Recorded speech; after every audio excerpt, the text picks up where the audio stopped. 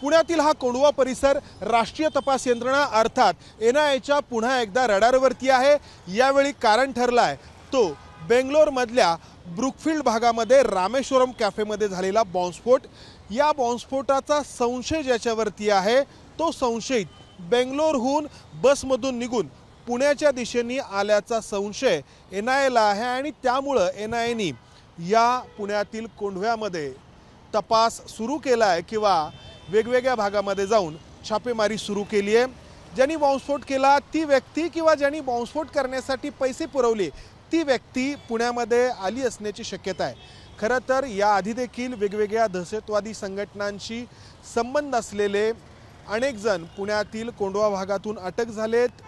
मग दहशतवादी संघटनांशी संबंधित असलेले असतील किंवा या संघटनांना यांना त्या प्रकारे मदत करणारे असतील, या कोंढवा भागामध्ये वावर आढळल्यामुळे बेंगलोरमध्ये जो बॉम्बस्फोट झाला 1 मार्चला ब्रुकफील्ड भागामध्ये रामेश्वरम नावाच्या कॅफेमध्ये ज्यामध्ये 10 व्यक्ती जखमी झाल्या, त्या बॉम्बस्फोटाच्या लिंक पुण्यातील या कोंढवा भागामध्ये एनआयएकडून शोधल्या जात आहेत। कॅमेरामन विजय राऊतसह मंदार गोंजारी, एबीपी माझा, पुणे। एबीपी माझा, उघडा डोळे बघा नीट।